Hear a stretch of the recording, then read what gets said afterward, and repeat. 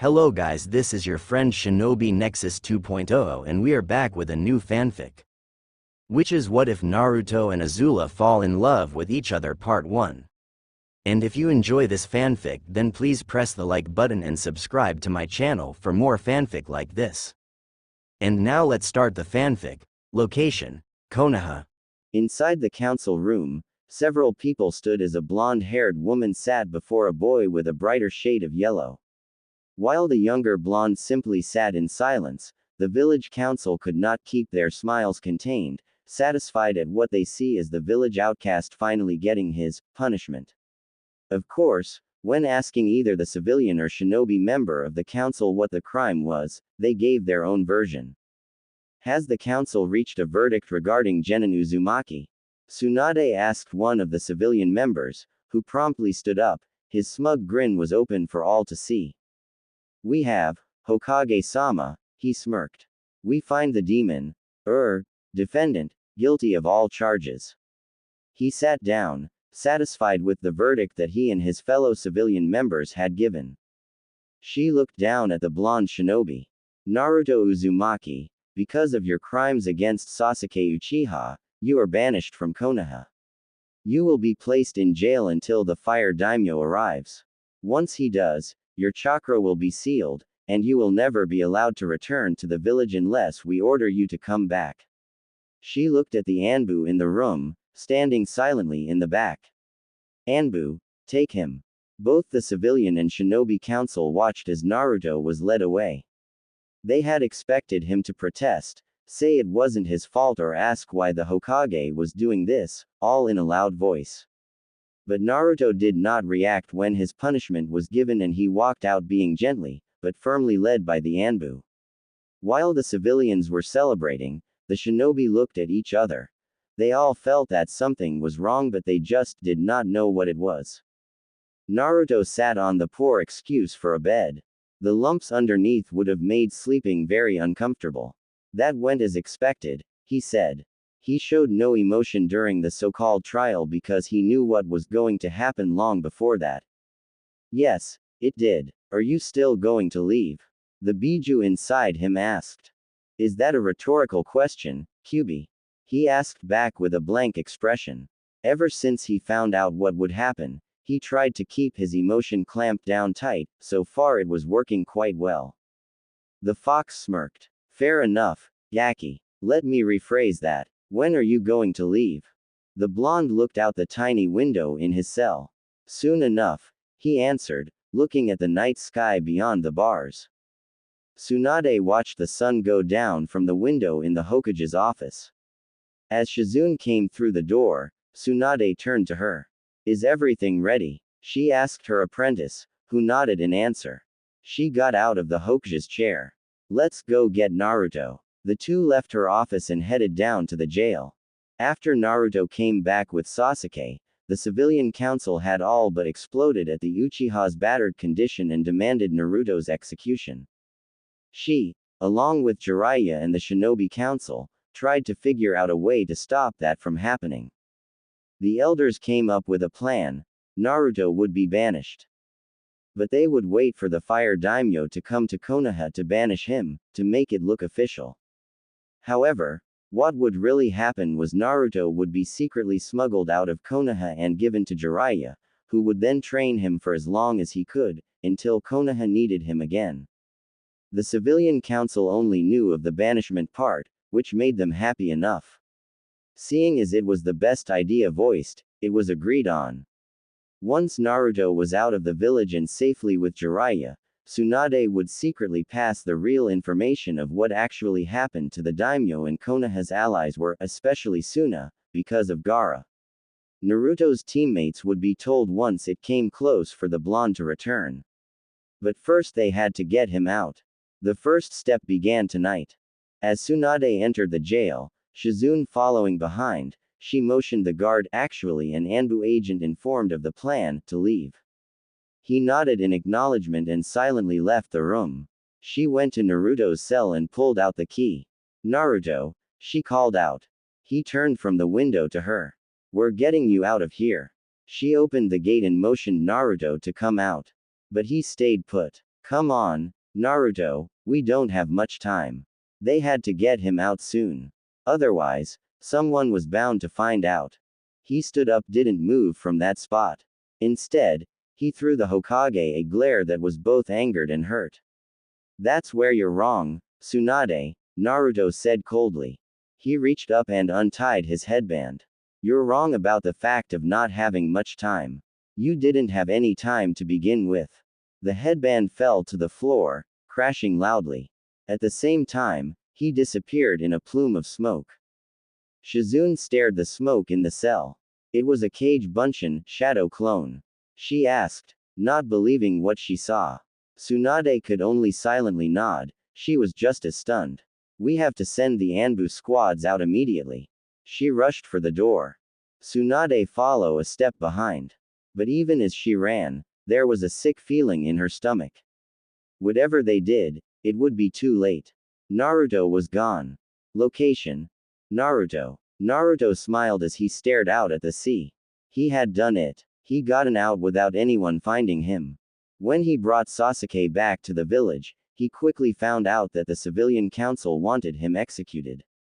After discovering what Tsunade had been planning to do with him, he decided to take a page out of Orochimaru's, Itachi's, and recently Sasuke's book. He made the choice to sever all connections with Konoha. But he also knew that just walking out the front gates would not be a good plan, in fact, it was an idiotic plan.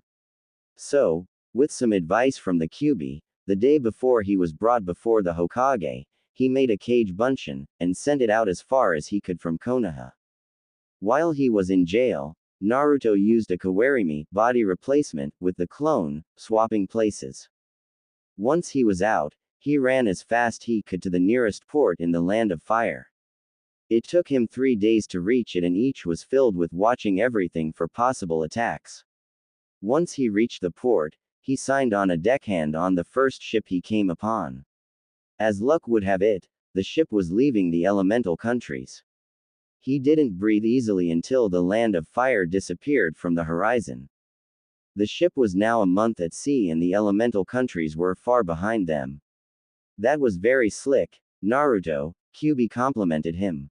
The fox always knew that if his Jinchuriki applied himself, the feats that he would be able to achieve would be quite impressive, like slipping out of Konoha's notice and being able to successfully evade them. Of course, he did help the blonde, but he had no doubt that with a little more practice, his Jinchuriki wouldn't need any help.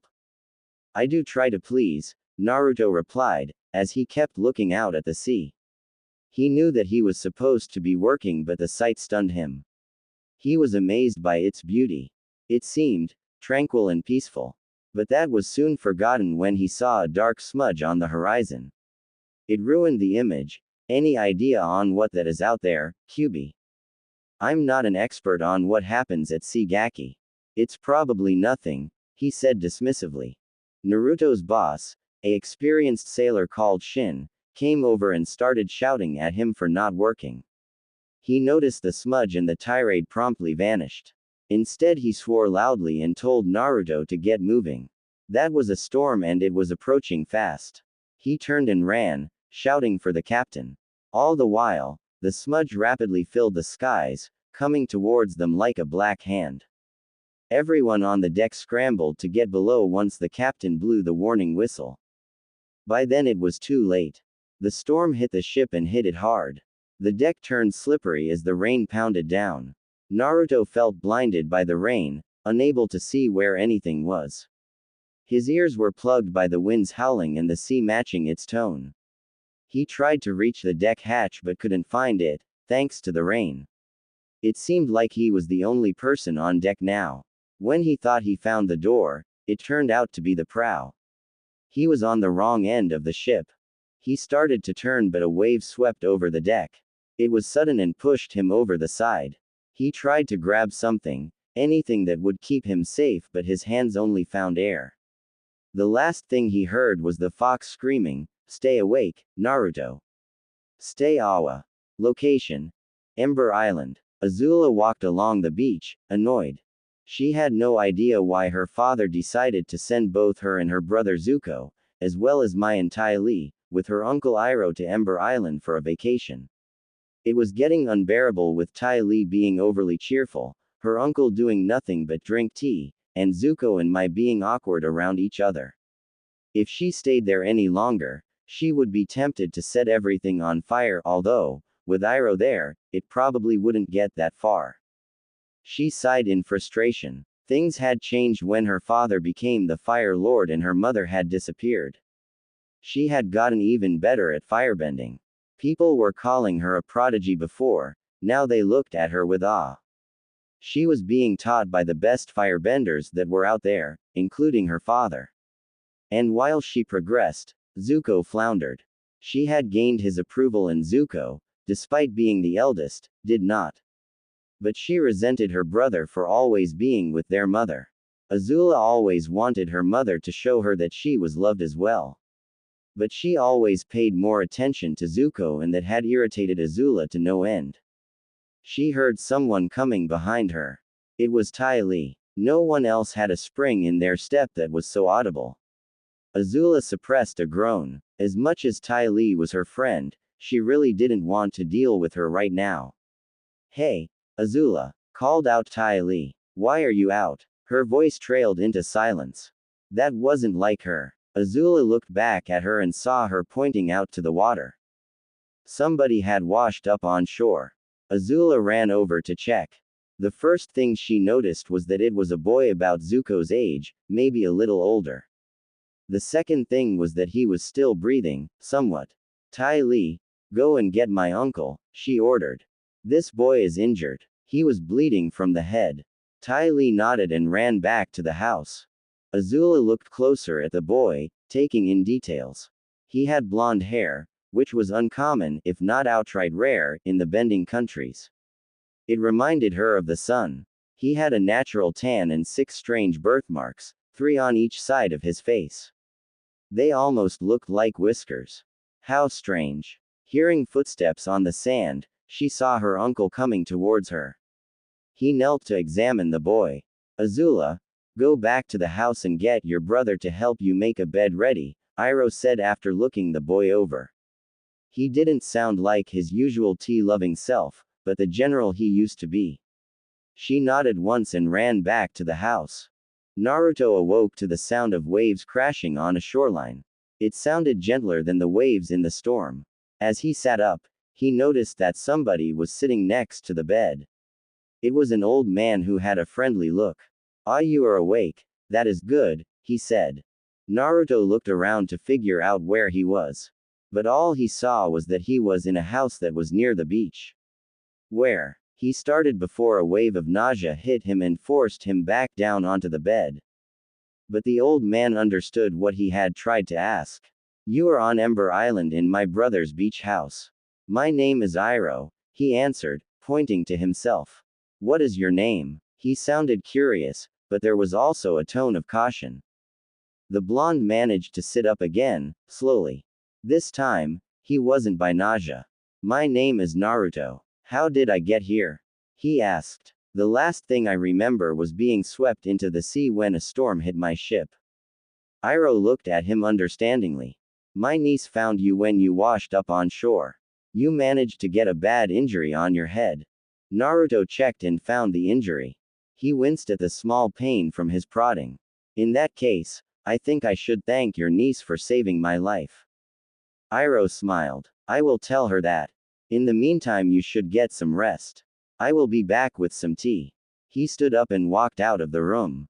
"Nice to see you in the land of the living again, Kit," the QB spoke once he was certain they were alone. "You almost had me worried there. If his Jinchuriki died, he died too. He liked living, even if it came this way." "How long was I out, QB?" Naruto asked, being all business. He kept his voice low so no one else could hear him. "You were out for 2 days since you washed ashore. We were lucky. The ship was close to this island when the storm struck. If you hadn't drifted here during the night, you would have been a dead person." What he didn't say was that he practically ran himself ragged trying to make sure his Jinchuriki hadn't died before then. "Well, it's a good thing we washed up here then. I guess you're right about that. But the question I have, Gaki, is what are you going to do now? As Iroh came back with tea, Naruto finished the conversation silently. What we are going to do is stay here now.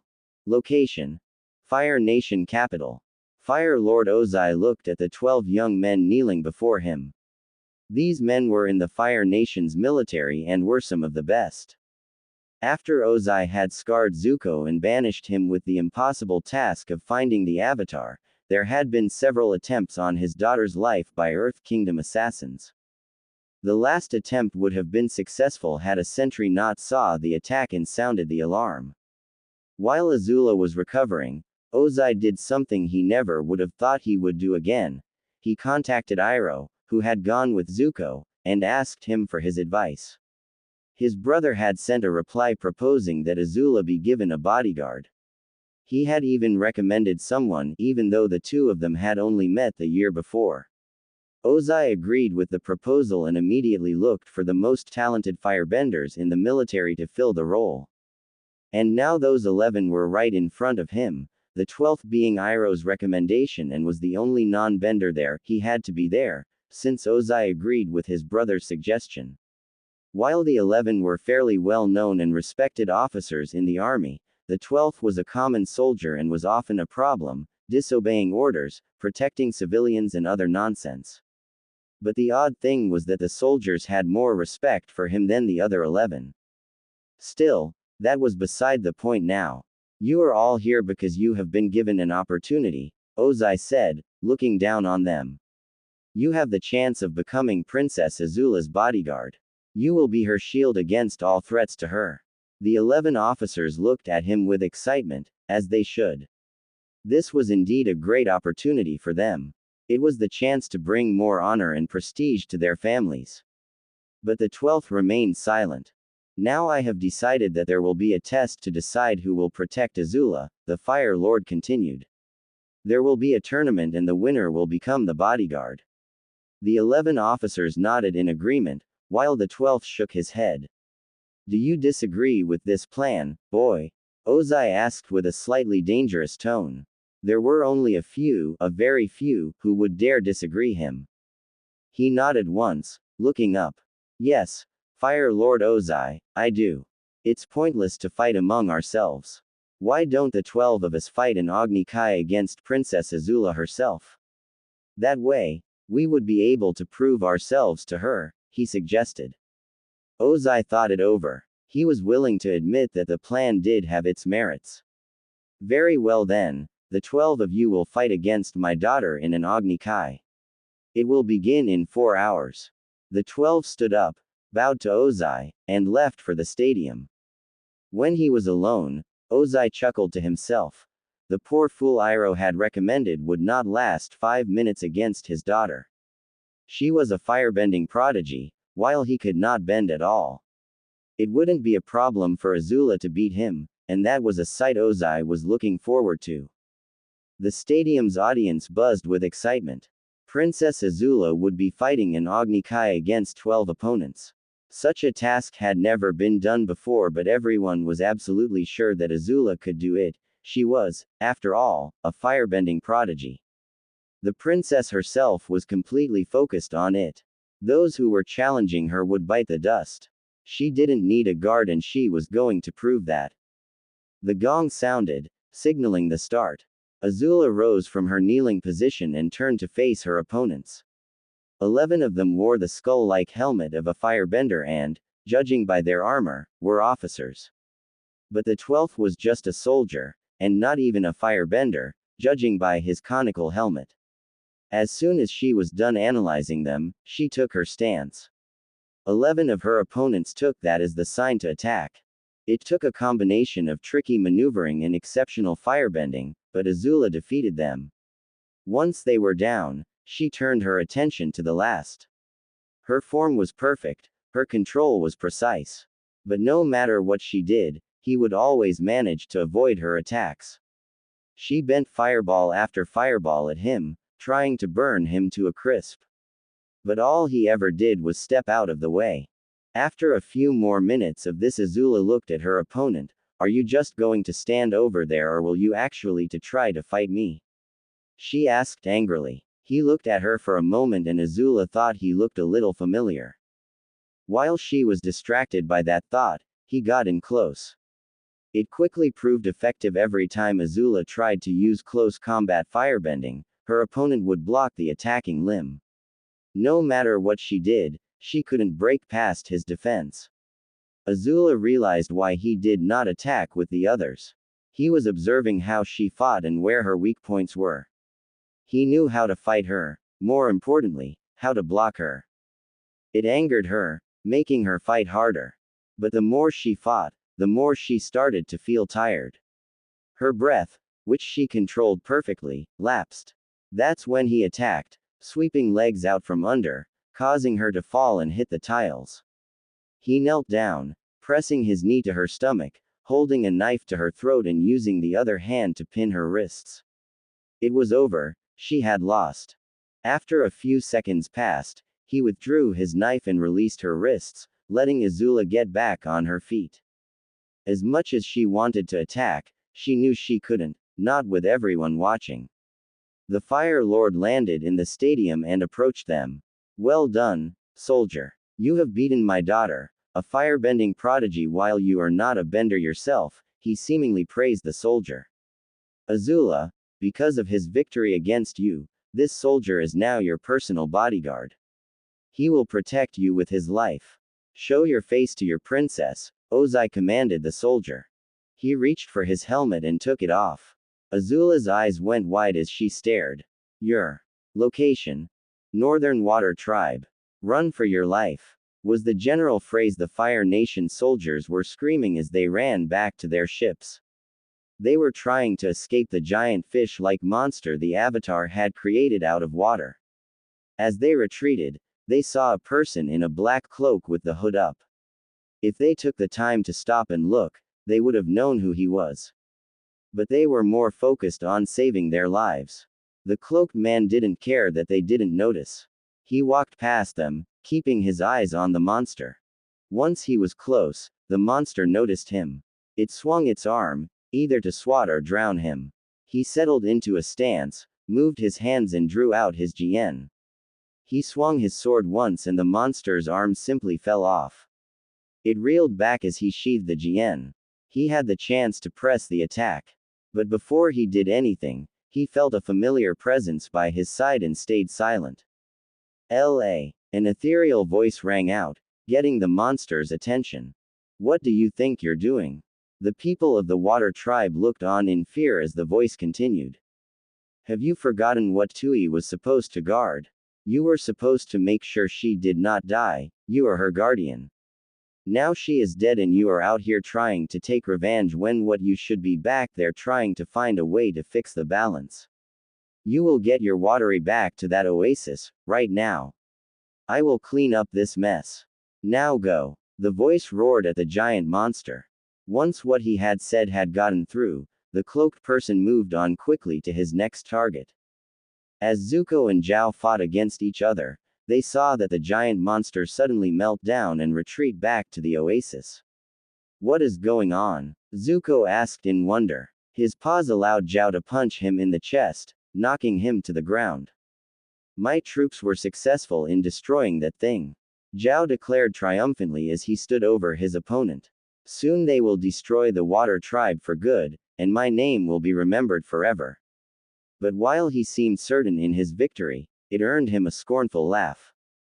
They both looked and saw the cloaked person leaning against a doorway. How very wrong of you, Zhao, he said.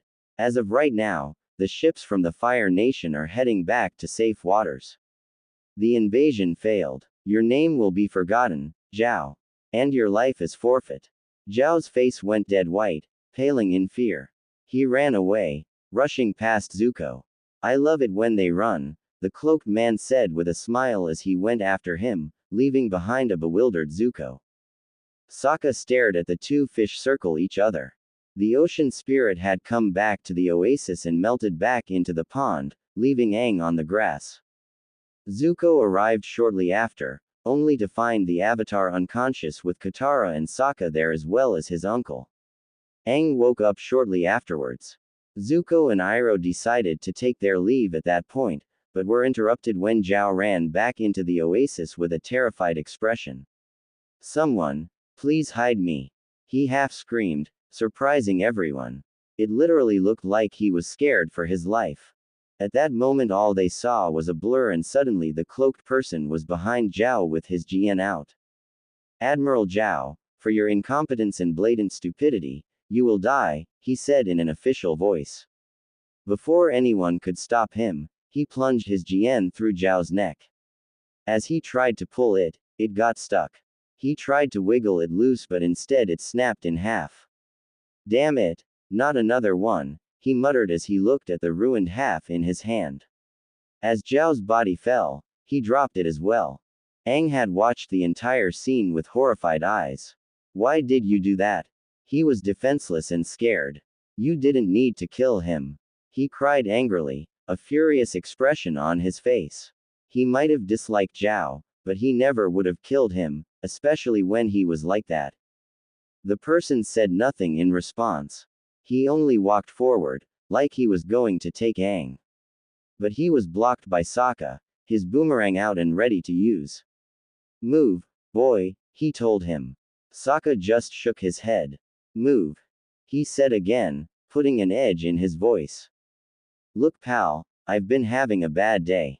The Northern Water Tribe was invaded, the Moon Spirit was killed, and the girl that I liked gave up her life in order to become the new Moon Spirit. So pardon me if I'm not just going to roll over and let you take one of my friends, okay? Sokka asked in a half-sarcastic, half-deadly serious tone of voice. The man did nothing for a second, then he laughed. I can respect that, he finally said. He looked slightly up to the air. What do you think? He asked no one in particular. Even though there was no reply, he bowed his head slightly as if he heard one. He turned to leave when Iroh said, hold a moment. He looked back at him. What do you want, old man? Iroh, completely unfazed by his rudeness, grinned. It's nice to see you again, Naruto. For a moment, nothing happened. Then the man sighed in resignation. Iroh, he greeted, lowering his hood. Zuko's eyes widened as he stared at the blonde. Iroh grew serious. Naruto, why are you here? He asked. He knew who the blonde served and he also knew that he wouldn't have come to the North Pole by himself, not unless he had a good reason. Why do you think I'm here? Naruto asked him back. He would have thought it was an obvious thing. His eyes widened in surprise. She sent you here. He never would have thought that she would do such a thing. But then again, he had not seen her in some time. The blonde nodded. She understands the need for balance.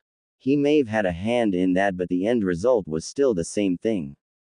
Iroh laughed. 2 years ago, she would not have cared if the Moon Spirit was killed, only if the Northern Water Tribe had been conquered.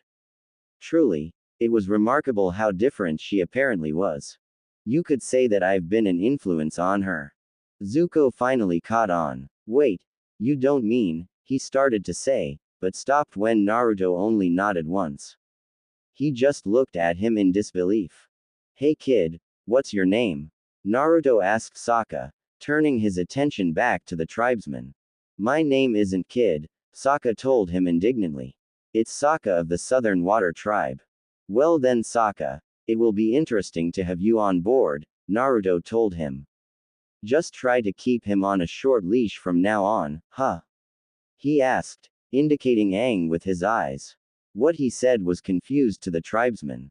But before he could ask what he meant, the blonde had turned to leave again. He walked away, leaving the Zhao's corpse behind, and was halfway to the exit when the avatar landed in front of him. You didn't answer my question, why did you kill him? Aang demanded, pointing to Zhao's body. Do you not care about human life? Naruto looked at the avatar, who was shaking with righteous anger. This is coming from you? He asked with ice-cold eyes. You, a coward who shirked his duty and murderer, would actually say something like that. Aang stiffened. I am not a coward or a murderer. You are those things, boy, he all but spat out the last word. When you were told you were the avatar, instead of stepping up, You ran away and hid for 100 years, while this war went on. You betrayed your own people with those actions. Aang faltered a little. Those words did hit a little close for him. What the blonde said was true, he did run away. But he didn't know what it had felt like back then, how it felt to be betrayed by the monks. I'm not a murderer. Naruto smirked like he had caught the Avatar in a trap. So you are the last airbender just by coincidence. Aang took a step back like he had been slapped. And the blonde took a step forward. But he didn't say anything else, or even try to attack. He just walked past the Avatar like he was unimportant. Aang fell down to the ground as the question repeated itself again and again. Its implications drew up memories of what he did repeated over and over again in his mind. All of a sudden, all he could see was how the Fire Nation destroyed his people, why he wasn't there to do anything about it. He felt Katara and Sokka by his side. They were talking but he couldn't hear the words. While the Avatar's friends tried to make sure he was alright, Zuko and Iroh took the chance to leave the oasis as well as the Northern Water Tribe. Location: Fire Nation capital. Azula walked into her room with purpose. Her father had given her a task to do, one she would accomplish. She started to pack, making sure that she took everything she needed. So what did the royal flaming asshole want you to do? A voice asked her from a shadow against the wall. It would have surprised and or sacred anyone else, but Azula had lived with it for 2 years now, so she had gotten used to it. That's Fire Lord Ozai to you, Naruto, she told her bodyguard, who stepped out of the shadows. Naruto had grown in the past 3 years. He had lost the rest of his baby fat, giving him a more mature look. His hair had grown out a bit, giving him a wild look, and had put a good deal of muscle on his body. All in all, Naruto had turned into someone that girls paid attention as he walked by. Add in his politeness and his manners, and he had fangirls wherever he went, something he did not appreciate. But that was only girls. Azula's father and her bodyguard did not see eye to eye often and didn't agree on a lot of things. Because of Naruto's unique position, he was allowed a seat on the War Council despite being a common soldier, which also irritated Ozai to no end. What further irritated the Fire Lord was that during the War Council, Naruto would often oppose him when a plan for the warfront was passed. He would give his solution to the plan, or come up with his own. His plan would save lives while also gaining territory in the Earth Kingdom. Because of his plans, the soldiers all loved and respected him, while the officers took after Ozai and treated him with disdain. He just told them that he didn't want to lose anyone else, having lost a lot of people while fighting in the war. You say fire, I say flambe, Naruto replied with a grin. She huffed in annoyance. Why do you still do that? She asked, referring to him talking from the shadows. He did that to her for the first couple of months the two of them were together. Old habit, Naruto answered with a shrug of his shoulders. He'd do it to A. Sharpen her senses as well as make her develop a danger sense. He would throw things at her if she didn't find him fast enough, and B. to freak her out and make her lighten up. She looked at the GN he had. Is that a new one? She asked him with a raised eyebrow and a smirk. He frowned in annoyance. Yeah, it is. Grabbed it at some point during the week I spent coming back here. That was something odd about him. Every time he had a GN, sooner or later it would somehow break. He was also pretty sure that there was a pool going on about how long a particular GN would last and how it would be destroyed. But he didn't let his annoyance linger, becoming serious as he refocused on her. What did he want you to do? The Fire Lord wants me to hunt down and capture my uncle and Zuzu. He nodded once. I'll go grab the rest of my gear. He turned for the door. Azula stopped him. Naruto, why did you agree to go the North Pole? I told you only what I thought Zhao would do and I could have been wrong but you still went. Why? She knew that what Zhao had almost succeeded in doing would have been disastrous. But for some reason, that was not the only reason her bodyguard was willing to go up to the North Pole.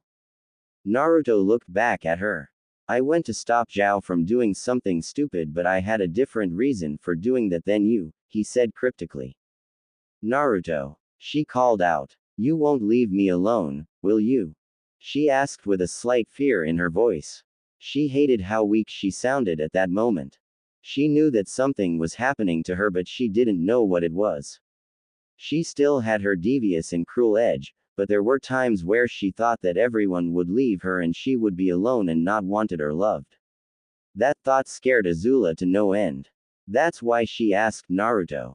He had been with her for 2 years, had been a friend as well as a bit of a teacher to her. So she was terrified if he would actually leave her. He walked back over to her. Before she could object, he pulled her into a hug. I told you this before, he said to her, his voice soothing. I will always be there with you, even when you don't need or want me. I swore to protect you, no matter what it may cost me. I'm your servant, your protector and your friend. Remember that, Azula, and you will never be alone. Azula gave a small smile. When she stepped away from the hug, she was back to normal. Weren't you going to go grab your gear? She asked pointedly. Naruto laughed. All right, I'll go now. One more thing, Naruto. Did you see my uncle and Zuzu in the Northern Water Tribe? He stopped at the door. Yeah, I did, although I suspect that they have already left. I also met someone interesting, he replied, looking at her once more. Azula looked at him. Who was it? Someone who managed to land the same position I have without even recognizing it. Even though he used the word position, he wasn't talking about guarding Azula, he considered that a job. I'm guessing you aren't talking about the Avatar. His expression soured at the mention of him.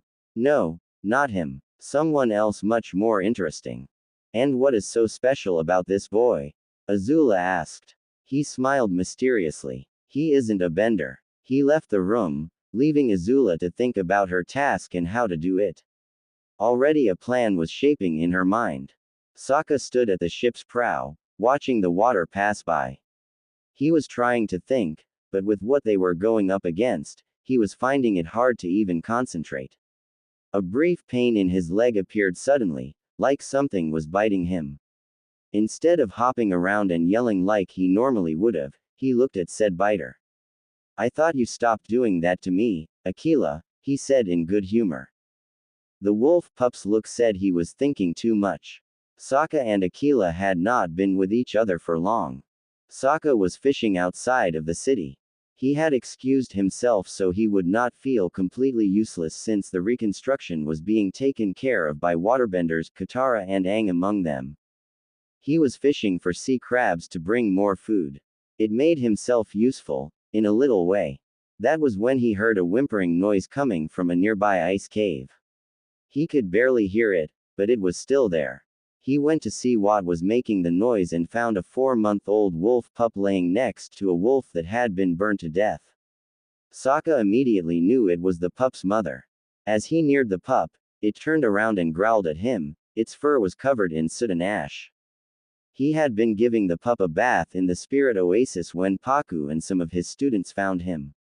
What anger the waterbending master had at the scene transformed into shock when Sokka pulled the pup out of the water. The pup's fur was pure white. Sokka and Katara had been surprised too, but Aang was puzzled. Once he was told about the tribal myth of white wolves, he was surprised as the rest of the group. By then the pup had wormed his way into their hearts, so they decided to keep him. Sokka named the pup Aquila, after the alpha wolf in the myth. Aquila had gotten along well with Appa. When the two of them met for the first time, Appa had been sleeping. Aquila simply jumped onto Appa's head, made himself comfortable and began sleep as well. According to Sokka, they now had a friendship that was made in sacred snoring. Aquila and Momo did not have such an easy meeting. According to Katara, when Aquila saw Momo, somehow he grinned like Sokka when he was hungry and saw something that had meat. This led to a grand merry chase throughout the city. By the time it had ended, Momo was hiding inside Aang's clothes and Sokka was telling Aquila that if he could not have the winged lemur for dinner, then neither could he. After that, if Momo was irritating Aquila, all Aquila had to do was show him that same grin and Momo was gone quicker than you could blink. Aquila pushed against Sokka's leg. He reached down and scratched Aquila behind the ear. The pup was big enough to reach his kneecap and it looked like he was going to get bigger. I was just thinking about what we're up against, that's all, he told him. It was hard not to, considering who it was. Flashback. The prisoner was a Fire Nation seaman, part of the fleet that attacked the Northern Water Tribe. He was captured while trying to make it back to the ships. Both Pakku and Chief Arnook interrogated him for information about the Fire Nation military forces and plans, but he responded only with silence and insults. After 4 hours, Pakku and Arnook let Aang, Katara and Sokka talk to the prisoner, thinking the Avatar might be able to get some answers out of him, leaving them with a contingent of waterbenders.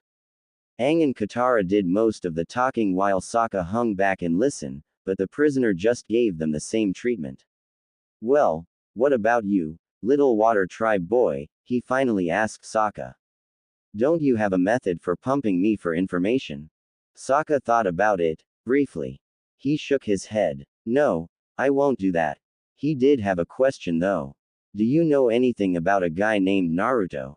The prisoner's head snapped up so quickly, some had hoped he had broken his neck. How do you know about Lord Naruto? He demanded. Sokka was a bit surprised at his reaction. He had honestly not been expecting it. I was there when he killed Zhao. What did you do to gain his attention? I stood in his way when he tried to take the Avatar and didn't move, he answered. Where was this going? The prisoner seemed surprised. And he didn't kill you? No, he asked me my name, looked up to the sky, asked a question but didn't get a reply. That's all. Well, he probably should not show what he had found in his pack that night, but he didn't know what else to do. He didn't get an answer, but I found this later. He pulled out a medallion with 4 strange symbols carved on it. On the top of the medallion was an upside-down triangle while on the bottom was a normal triangle. On the right side of the medallion was an upside-down triangle with a line through it, on the left side was the same triangle with the line only right side up. Each of the symbols had lines connecting it to another symbol, either curving along the side or going straight down the middle.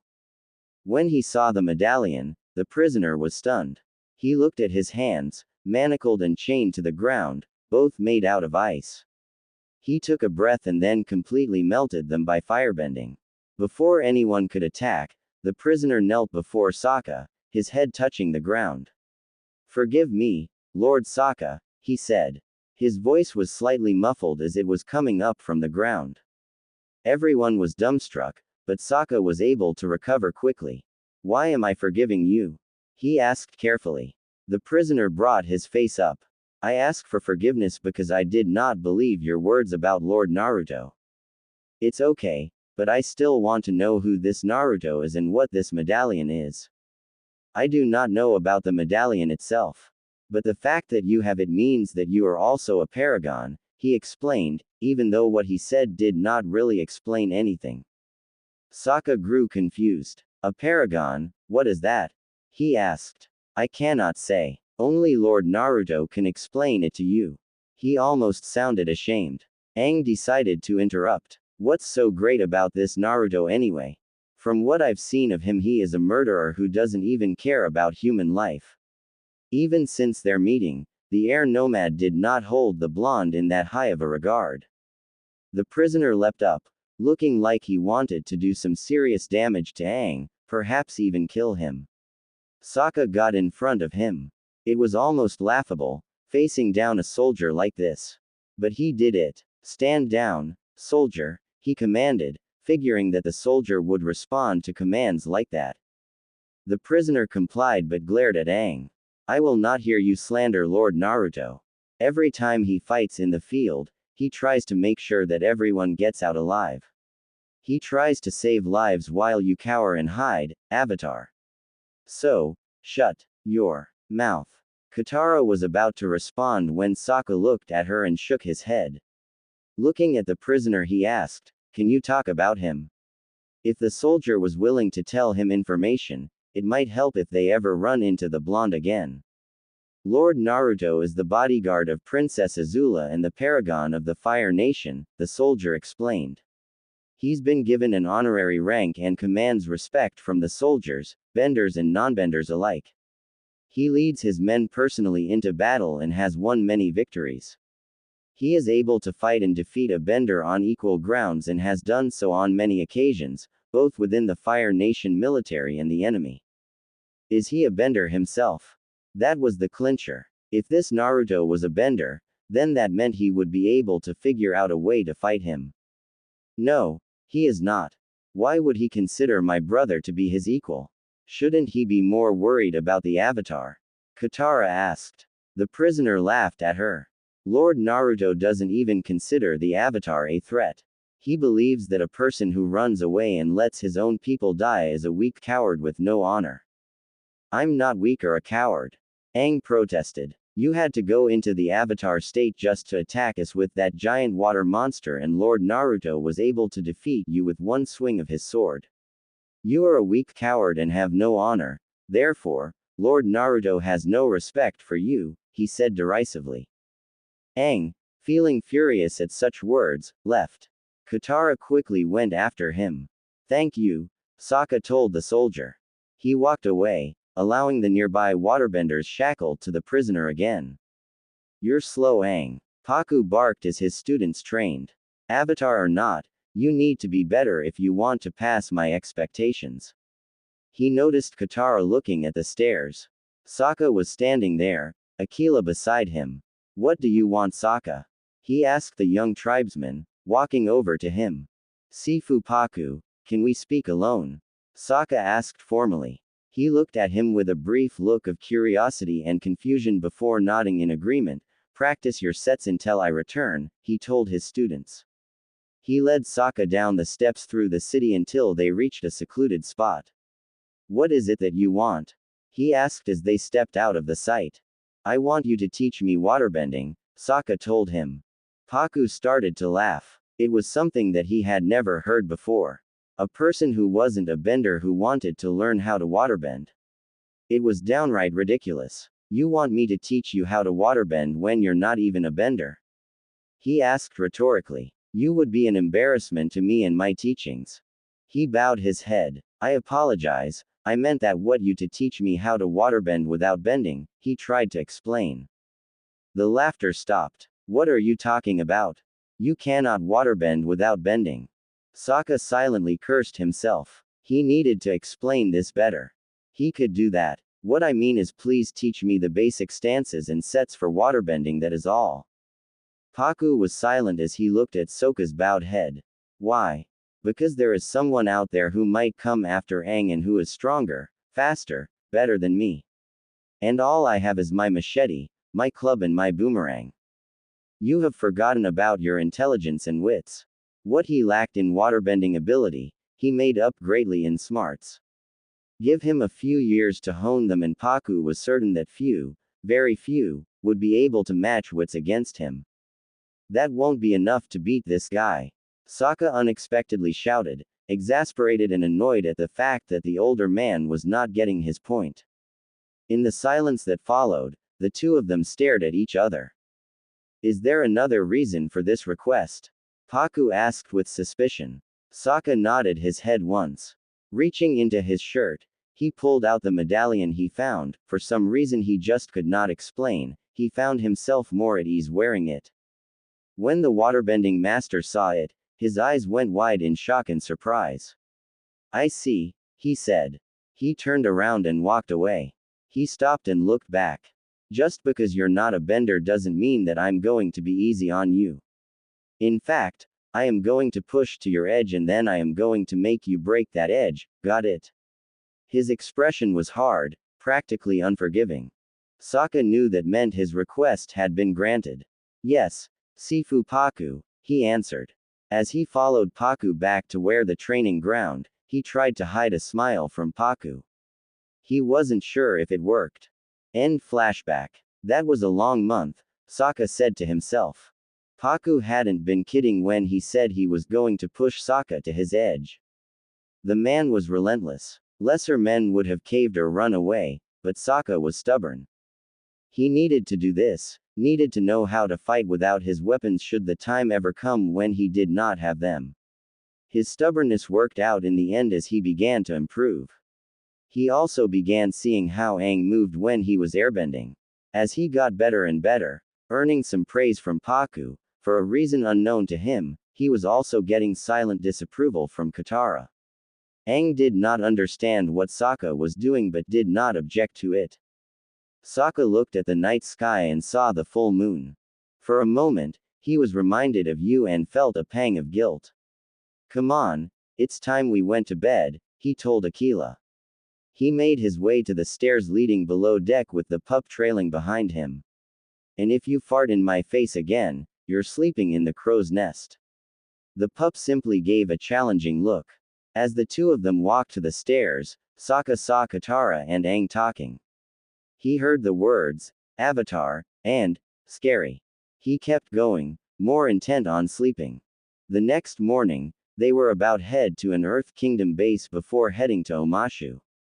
Both Katara and Aang had been given gifts from Pakku and now Sokka stood before him. Sokka, Pakku started, your training has no doubt been one of my more unusual ones. But nonetheless, you have also proven to be one of my best students, perhaps even better than your sister. He sighed. My only disappointment is that you are not a waterbender. Had you been one, you would have one of the greatest benders this side of the world has ever seen. Sokka bowed his head respectfully. Thank you, Sifu Pakku. He climbed onto Appa's back and settled in, getting a dirty look from Katara. Chief Arnook has sent a message to a village that his father had once known, Pakku told them. They will send someone to meet up with you once you have reached Omashu and begin your earthbending training with King Bumi.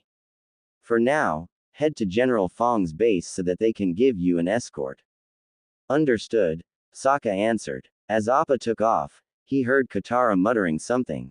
Is everything alright, Katara? He asked. Everything is fine, Sokka. Just fine, she replied in an annoyed tone. He chose not to push it. If she wanted to tell him, she would. Location: FNS Royal Flame. Naruto watched as Azula gave her men a speech. It was short and to the point, driving home the points she felt they needed to hear. She was good at that. My brother and my uncle have disgraced the Fire Lord, and have brought shame on all of us, she said, walking amongst them. You might have mixed feelings about attacking members of the royal family. I understand, but I assure you, if you hesitate, I will not hesitate to bring you down. No one said a word. They didn't dare to. Dismissed. As her men left, the captain approached and gave a quick bow. Princess, I'm afraid the tides will not allow us to bring the ship into port before nightfall, he told her. She looked out at the sea from the prow. I'm sorry, Captain, but I do not know much about the tides, she said without once looking at him. Could you explain something to me? Of course, Your Highness. Do the tides command this ship? I'm afraid I don't understand. Even as he said the words, he felt a sense of dread turning in his stomach. You said the tides would not allow us to bring the ship in. Do the tides command this ship? She asked again. This time, the question came with a sharp warning. No, Princess. And if I were to have you thrown overboard, would the tides think twice about smashing you against the rocky shore? That dread morphed into a panic. As much as he didn't want to think that could happen, the princess was every inch the Fire Lord's daughter. No, Princess. Well then, maybe you should worry less about the tides, who've already made their mind about killing you, and worry about me, who is still mulling over. She told him. He bowed. I'll pull us in. Naruto stopped him before he went to the command deck. I know she told you to bring the ship in, but I want you to use your best judgment, he said, keeping his voice calm. The captain felt a little more at ease but stayed alert to the princess. Thank you, Lord Naruto. But right now, my best judgment is to obey Princess Azula, he replied. He did not want to be on the receiving end of her anger. He chuckled. I wouldn't worry. Azula won't have you thrown overboard because of this. The captain didn't believe him. I'll go talk to her. The captain nodded in thanks and went inside. Naruto walked up to Azula. How many times have I asked you to stop threatening the captain of the ship, Azula? He asked her. I lost count, she answered, half sarcastically. That got her a smack upside the head. Ow, what was that for? She demanded, rubbing her head. That was for being sarcastic when I was being serious. But you do it to me all the time. I'm your bodyguard, I'm allowed, he said lightly. Then he got serious. But back to the point, you told me that you would stop threatening captains after that incident involving that one captain's son in the bedroom. His pointed look had her blushing faintly. That happened one time and you still won't let it go, she accused. It was not like anything happened. With good reason, Azula. If you want to rule the Fire Nation, then you cannot threaten or punish everyone who displeases you. That will get you killed in the end, understand? She nodded. Good, now I'm going to let you off the hook this one time, but keep this up and I will enforce punishments, he said lightly. Azula grew nervous. What kind of punishments? Her voice didn't crack, at least she didn't think it. To those who knew Naruto in the Fire Nation, if he used the word punishment, what he really meant was that he was going to prank you and prank you hard. No one was safe from Naruto's punishments, not even Fire Lord Ozai, considering he was the first victim of Naruto's punishments. I'll just let your imagination try and figure that out, he said with an evil smirk. He walked away, leaving Azula with a sacred look on her face. Meanwhile, inside his head, the Kyuubi was laughing. You truly are evil, Gaki. I threaten her for a reason, Fox. If she keeps going like this, she's going to end up like her royal flaming asshole of a father, he told the Biju. I know that, and you're doing a decent job of guiding her. But even you have to admit that some of your methods are downright hilarious. Of course, I do. That is why I do them. It's a treat to see the confident Fire Nation princess get flustered and angry, he stated with a quiet laugh. Location. Aboard Appa, Sokka kept a lookout as they flew. He was the first to see their destination. There it is, he cried, pointing to a large fortress. Now knowing where to go, Aang flew Appa towards and into the fortress, landing on a terrace. They were greeted by someone instantly. Welcome Avatar Aang. I'm General Fong, the general introduced himself while he and the men behind him bowed their heads. And welcome to all of you great heroes, Appa, Momo and the mighty Katara. Mighty Katara, I like that, Katara stated, crossing her arms. She certainly felt mightier since she really knew how to waterbend. The title gave her a certain sense of satisfaction and smugness. Fong looked around. Forgive me, but wasn't there another person with you? He asked, making Aang and Katara start to look around for Sokka. He was still in the saddle, having a conversation with Aquila. You really need to stop falling asleep every time you get on Appa, he told the pup, who just yawned in reply.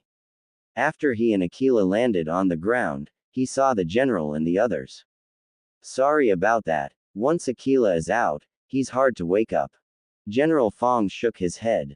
That's not a problem, Paragon Sokka, he said shortly.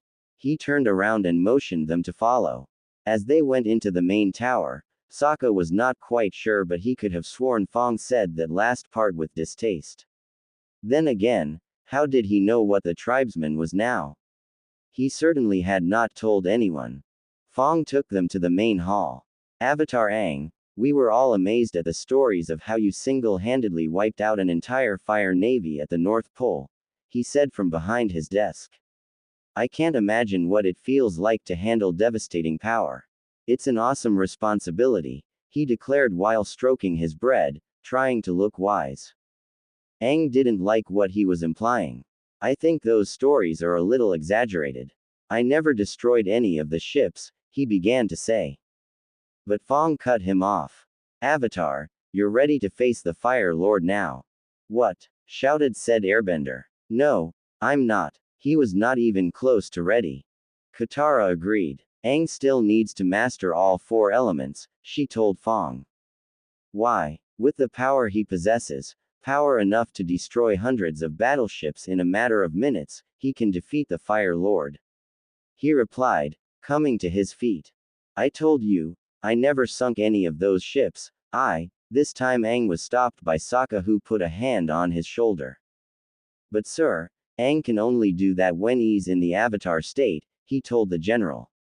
You see, it's the special state where. Before Aang could even start his explanation, Fong interrupted him. I'm aware. Your eyes and tattoos glow and you gain unbelievable power. He turned to the map beside him. Without you, we'd be slaughtered before we even reached their shores. But, with you leading the way, as the ultimate weapon, we could cut a swath right through to the heart of the Fire Nation. He placed his finger on the location of his fortress and drew it to the capital of the Fire Nation with a board stroke. When Sokka heard the words, ultimate weapon, his eyes went flat and he began to grow suspicious of the general. Aquila also picked up on what the general had said and began to softly growl. Sokka looked briefly at the pup, shaking his head and silently telling him to stop. Aquila did so, albeit reluctantly. Right, but I don't know how to get in or out of the Avatar state, much less what to do once I'm there, Aang explained uneasily. He omitted the fact that he felt scared about the Avatar state. So, it's decided then. The general turned away from the map and faced them. I'll help figure out how to get into the Avatar state and then you'll face your destiny, he declared. Okay. Katara didn't like where this was going. She stood up and the others mimicked her actions. No, nothing's decided. We already have a plan. Aang's pursuing his destiny his way. Fong didn't seem too impressed with her crossed arms and daring expression. Well, while you take your time learning the elements, the war goes on, he replied. May I show you something? He came down from his desk and led them to a window. He pointed down to a small building. Wounded soldiers were going in or out of it. Most were injured somehow. That's the infirmary and those soldiers are the lucky ones, they came back, he told them. Every day, the Fire Nation takes lives. People are dying, Aang. You could end it, now. Seeing the indecisiveness obviously etched onto the Avatar's face, he eased off somewhat. Think about it. He walked back to his desk and sat down, watching in silence as Aang and Katara left the room, leaving Sokka and Aquila. Was there something you needed? He asked the tribesman. Sokka looked the man straight in the eye. Yeah, I have a question. How many of those men were injured because of sheer stupidity? He asked back. From what he heard come out of the general's mouth, he sounded like the kind of guy who would do that. Whatever do you mean, Paragon Sokka? The distaste was much more evident now that the two of them were alone. How do you know I was a paragon, anyway? I never told anyone about that. Word travels, paragon. This time, he all but spat the last word out. By now, everyone on this side of the world has probably heard that you are a paragon. So, what do you have against me, personally? Or do you dislike because of what I am? Fong's face grew hard and bitter. I've read my history. I know what your predecessors have done. This war will be won by the Avatar and by the Benders as well as the non-Benders who support him. It will not be won by upstart little brats who think they are better than the Avatar. Why don't you go home and let the Avatar, your sister, and the adults fight the war? Quote. Aquila growled loudly and lunged for the general, only for Sokka to bark out, Aquila, heel. He stopped, but still bared his fangs, small as they were, at the general before patting back to Sokka. Try to control your dog. We don't need a feral animal loose here, Fong told Sokka. Aquila is a wolf, not a dog. And I like him feral. Sokka motioned Aquila to follow him as he walked to the open doors. Just before he left, he turned back to face Fong. Let me ask you this question instead. How many men were injured and how many were killed because of your sheer stupidity when you went up against Naruto? He left the room with that question in the air. Location. FNS Royal Flame. Azula practiced the motions again and again. But no matter how many times she was able to generate lightning, she was still one hair out of place. Both Lo and Li had left her, going down below. They said it was so she could have some peace. She took it to mean they were tired of her not getting it. It was frustrating, but she kept at it. When she finally stopped, she saw her bodyguard was still in the same spot as when she started. He was sitting in a meditative position and concentrating on his outstretched right hand. After a few seconds, what looked like blue kai to Azula began to swirl around his palm. It began to compress on itself as more and more began to form and swirl. Soon enough, floating a few inches above his palm, was a blue spinning orb. She saw Naruto's eyes focus on the orb and it began to spin even faster and form 4 white blades spinning around the outside of the orb. As she watched, Azula heard a low thrumming, like something was trying to cut the air itself. The orb continued to spin until it abruptly disappeared. Naruto sighed in slight frustration. Not there yet, but definitely making progress, he said to himself. He rose and looked at Azula. Is something the matter? It's nothing. I keep generating lightning, but no matter how many times I do it, I'm always just a hair out of place, she replied, sounding as frustrated as she felt. He raised an eyebrow questioningly. Are you telling me that in order for your lightning generation to be perfect, you must have perfect hair? He asked mischievously. Before Azula could respond, he continued. I'm just playing with you, Azula. You have made some good progress with lightning generation. Do you remember what happened the first time you successfully created a lightning bolt? She looked away. Enough, Naruto. I'm glad that I managed to spread my legs in time, but what I want to know was why that lightning bolt was that low in the first. I said enough. She bent a fireball at him, which he promptly dodged. You need to lighten up, Azula. You keep going like this and you will burn out fast. You're already one of the best firebenders out there. No, I cannot just be one of the best, I must be the best firebender there is. I have to be perfect in OW. That last bit was uttered because Naruto had bonked her on the head. Stop right there, Azula. That is your royal flaming asshole of a father speaking, and I want to hear you, not him, speak, Naruto told her in a serious voice. Now what do you think of your lightning generation abilities? Azula thought it over for a minute, trying to separate what were her thoughts and what were the thoughts her father drilled into her. I think that they're pretty decent, she finally answered. The fact that she was able to generate lightning at all was impressive. Naruto smiled warmly. There, you see. It is okay to be decent at something, Azula. Remember that no one is perfect. He looked at the setting sun. Let us head below decks, we're both tired and hungry. A meal and some sleep will do us good. Azula nodded in agreement and began to walk towards the stairs alongside Naruto. By the way, Naruto, what was that thing in your hand? It looked like it was made from blue kai, she asked him, her curiosity finally getting the better of her. It's just something I'm working on, that's all, he answered shortly. Once it's done, will you show me how it works? She was curious to see what would happen if he used it in combat. No, Azula, I only plan to use it when the situation calls for it. That was all he would talk about the subject, he wanted to keep what he was working close to the chest. The banging on the door woke Naruto up. Feeling glad he went to sleep in his clothes, he opened the door to see one of the firebenders in front of him. What is it, soldier? He asked. The firebender was a little nervous but kept his voice from cracking. Sir, it's Princess Azula. She had nightmare and now will not let anyone in to see her, not even Lady Lo or Lady Li. She's tried to burn anyone who walks in, he rapidly explained. Naruto nodded. Go back to your post, soldier. I'll take care of this. The soldier saluted and left. He came out of his room and walked down the corridors to Azula's room. Both Lo and Li were standing outside the door.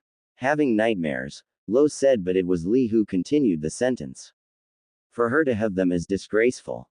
Naruto threw them a glare that would have melted a blizzard created by 10 master waterbenders. You know damn well who gave her those nightmares. If anyone is disgraceful, it's him, he told them both with a growl. Curb your tongue. This time it was Lee who spoke first and Lo who finished. If you know what's good for you. He laughed. You know, I still don't understand why he assigned you two to teach her firebending. You're not even benders. And neither are you, both said in unison. Yeah, but the difference between me and him is I fight the war his family started while he and the both of you sit on your. In comfort. He waved them away. Now leave, you're not doing anything but being inconsiderate to her. You will not. They started to say but were silenced when they saw his eyes hardened. I said leave, he growled, his voice promising them a painful death if they didn't. They left rather quickly. He opened the door and walked through, closing it behind him. The candles that lights were off, but there was a small window that let in the full moon's light. The pale beam of the moon fell somewhat on the bed. Azula, he called out to the bed. Go away. The bed screamed. A fireball flew out from under the sheets, right at him. He ducked and let it fly over his head and hit the wall, dissipating harmlessly against the metal. Go away. I'm not a monster. It's all right, Azula. He stood at the end of the bed. It's Naruto. The edge of the covers lifted and Azula looked out at him, the light from the window showing the hopelessness and scared look on her face. Naruto? She asked hesitantly. He nodded. It's me. She stared at him for a second and then leapt at him, burying her face in his chest as she held onto him and cried. Naruto sat down on the bed with her, simply holding her and rubbing her back while she cried, whispering soothing sounds. Was it the same dream again? He asked her when she had stopped. She nodded. I was chained to a post and surrounded by people who kept looking at me with disgust and hatred in their eyes. They kept calling me a monster. The post was set on fire and I was burning, but I could still hear them calling me a monster. She buried her head into his cheek again, tears threatening to fall. You're not a monster, Azula, he told her. You have a side of you which is both kind and caring.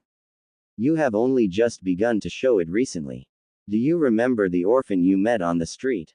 She nodded. It was 2 weeks before her father ordered her to hunt down her brother and uncle. She had been walking with Naruto and a procession of Imperial firebenders through the city to see a prototype of a new battleship that was being built. As they approached the docks, a small boy ran past Azula and grabbed her money pouch. The boy did not get far before he captured by the Imperial firebenders. As he was about to lose a hand for stealing, Azula stopped them. She walked over to the boy, knelt so the two of them were at eye level. She asked him why he was stealing. He told her that he was stealing so he could buy food for the other kids at the orphanage because the person who ran the orphanage kept all the food and only fed the orphans the bare minimum. The owner also made them sleep in infested beds and rat-chewed sheets. When they got sick, they were not treated unless they were dying. When the boy was done, Azula had a look of pure fury on her face.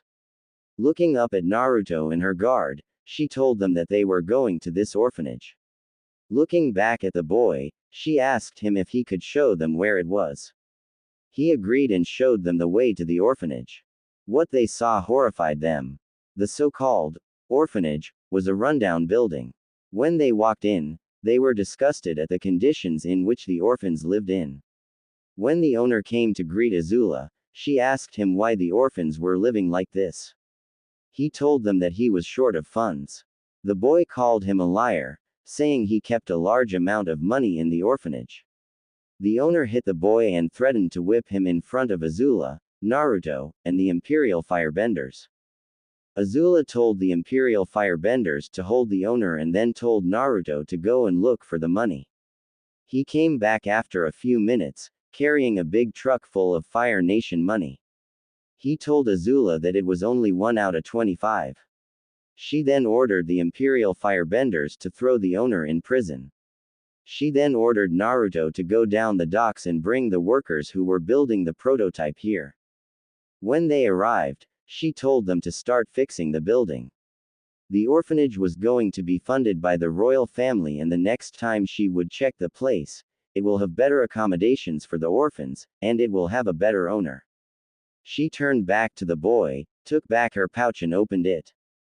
She poured out about half of the money, gave it to him and told him to share with the other orphans. Those kids still think of you as their big sister. Do you think that makes you a monster? Naruto asked her. No, she answered, stopping her tears. Are you feeling better now?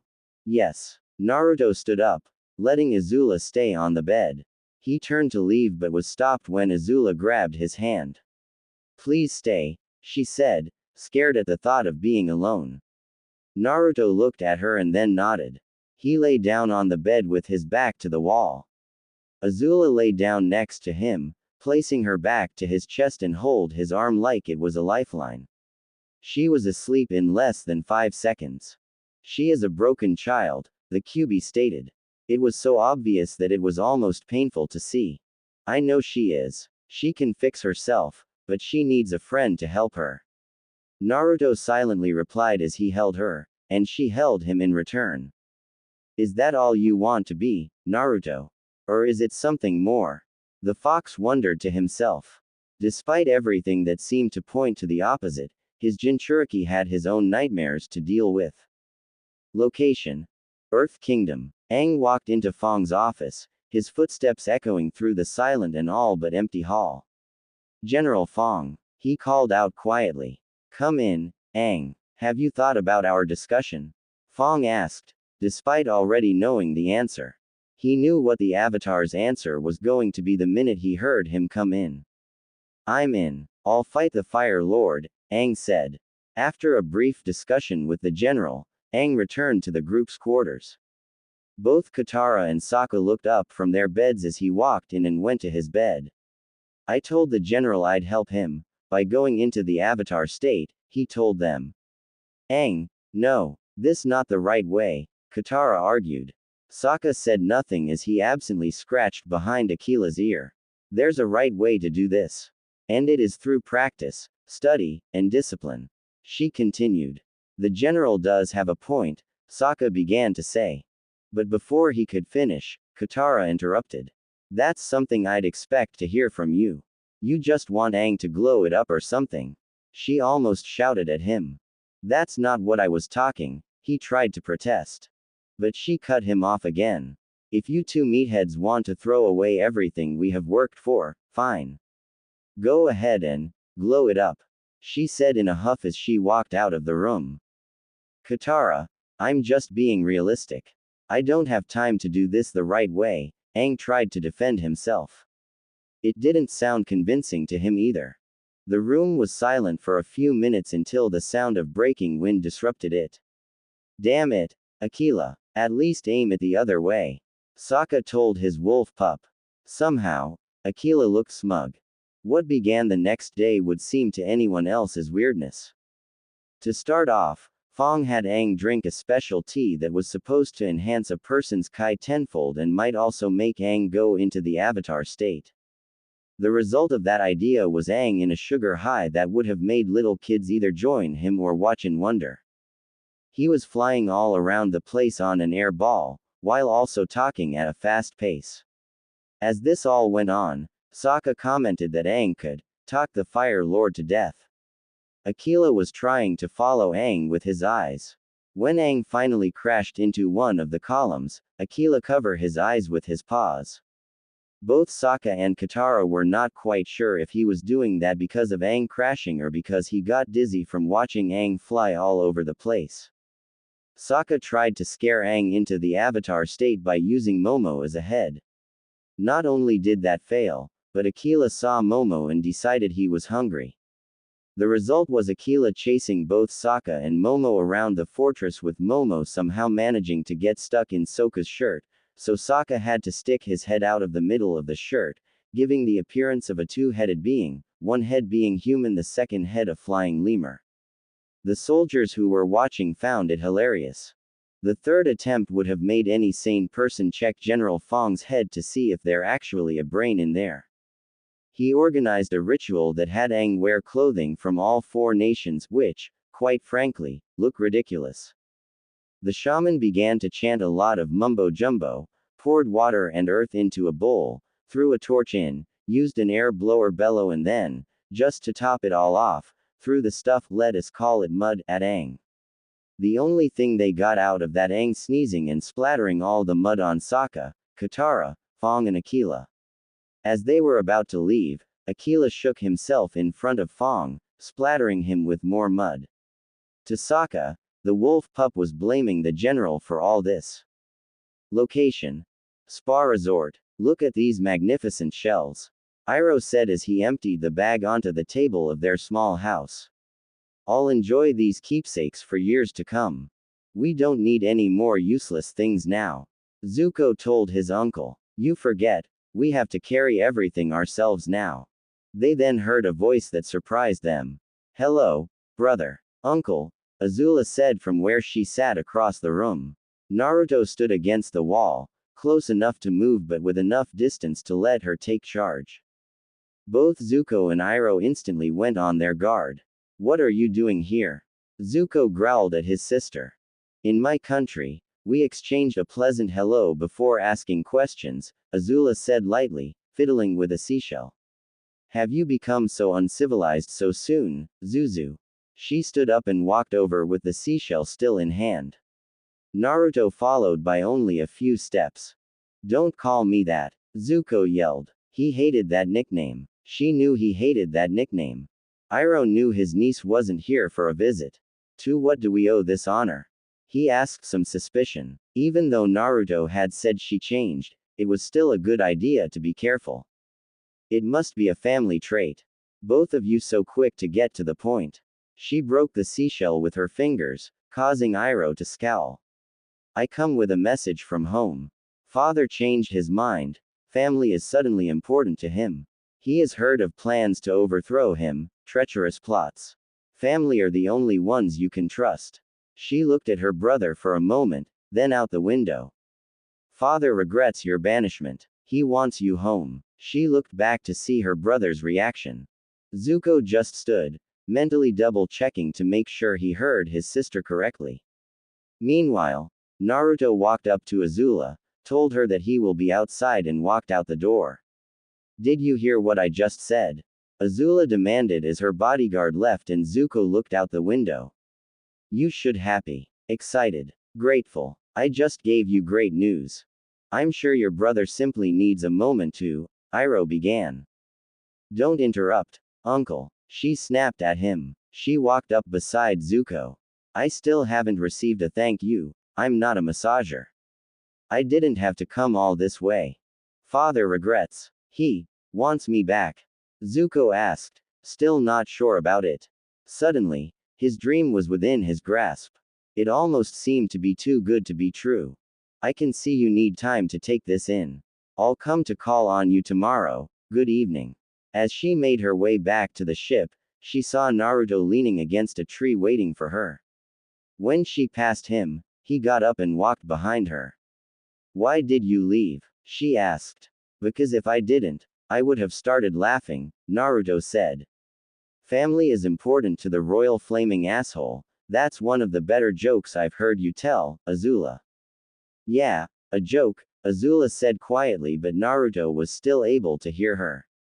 Am I going about this the right way, Naruto? He shrugged. You're doing what your father would do, and I know that the royal flaming asshole doesn't think friends or family are important. The question is, do you consider them important? She thought it over for a few minutes. By the time they returned to the ship, she replied, I'm not sure. Naruto simply nodded. I understand. Maybe you just need to think on it. Azula nodded in agreement as they boarded the ship. That sounded like a good idea. Location: Earth Kingdom. Aang sighed in defeat as he watched Katara walk away. He turned back around to watch the sunset. As he did, he heard Sokka come up beside him. Are you going to convince me that this is a bad idea now? He asked, turning slightly to look at the tribesman. Sokka shook his head. I know it's a bad idea, and so do you. You just want to end this war so badly that you're ignoring this one crucial point. Aang lost his temper after hearing this. Don't give me that, Sokka. You were agreeing with the general said after I told you to what I had done. He yelled at him. Sokka simply waited for Aang to be done. While I did say that the general had a point, Katara cut me off before I could finish. What I was going to say that it's also too risky to try it because there is a downside to it. Aang grew confused. What do you mean a downside? Aang, you know how I constantly use my boomerang. The airbender nodded. While the upside is that it can hit someone from far away and always come back to me, the downside is that it can take too long to come back to me. If I throw my boomerang at someone and that was my only weapon, it could give someone the chance to kill me. Every weapon has a downside, and from what I've seen, the avatar state is a weapon. How is the avatar state a weapon? When you enter the avatar state, your emotions take over and you let rage rule your actions. No, I don't. He immediately protested. Yes, you do, Aang, and when that happens, everyone in your way could get hurt. Look, my dad taught me that in battle, rage must be tempered with discipline.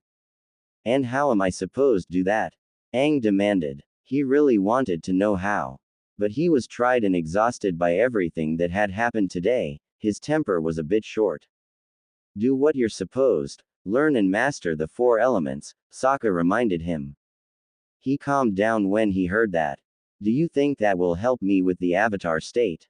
Why else would all the previous avatars go through the exact same thing? The tribesman asked in return. Aang gave a small laugh at that. You're right, Sokka, he said before his face grew troubled. What about General Fong? Look, tomorrow morning, go tell the general that you want to continue on your journey. If he disagrees, I'll do something that'll prove my point. Are you sure? Sokka just gave him a small grin. Location: Spa Resort. We're going home, after 3 years. It's unbelievable, Zuko said as he packed. He had been excited ever since he fully realized what Azula had said earlier. But while his nephew kept moving around the house, Iroh looked out the window in thought. It is unbelievable, he agreed, albeit in a different way. I have never known my brother to regret anything. Did you listen to Azula? Father realized how important family is to him. He cares about me, Zuko protested, looking over at his uncle. He could believe that his sentiment was not shared. Iroh turned around to face his nephew. I care about you, and if Ozai wants you back, well, I think it may not be for the reasons you imagine, he told Zuko. Out of the 2 of them, he knew the Fire Lord better. You don't know how my father feels about me. You don't know anything, Zuko said, turning away from him. Zuko, Iroh said, I only meant that in our family, things are not always what they seem. Zuko whirled around, his anger exploding. I think you're exactly what you seem. You're a lazy, mistrustful, shallow old man who's always been jealous of his brother. He stomped away from his uncle, not seeing the downcast expression on his face. Location: Earth Kingdom. Aang stood in front of General Fong. Sokka had disappeared before he woke up and Katara wasn't anywhere nearby, so he was on his own. The thing is, I don't think we'll ever be able to trigger it on purpose, Aang explained. So, I guess that's it. Sure. I can't change your mind. Fong asked. If one were paying attention, one would have heard the slight pleading tone in his voice. Aang nodded, not hearing the tone. I'm sure. I can only reach the avatar state when I'm in genuine danger. The doors suddenly burst open as a soldier ran in. General Fong, he cried. What is it? The general asked as he rose from his desk. Look out the window into the courtyard, sir. Fong and Aang rushed over to the window. What they saw surprised them. A good majority of General Fong's army was fighting.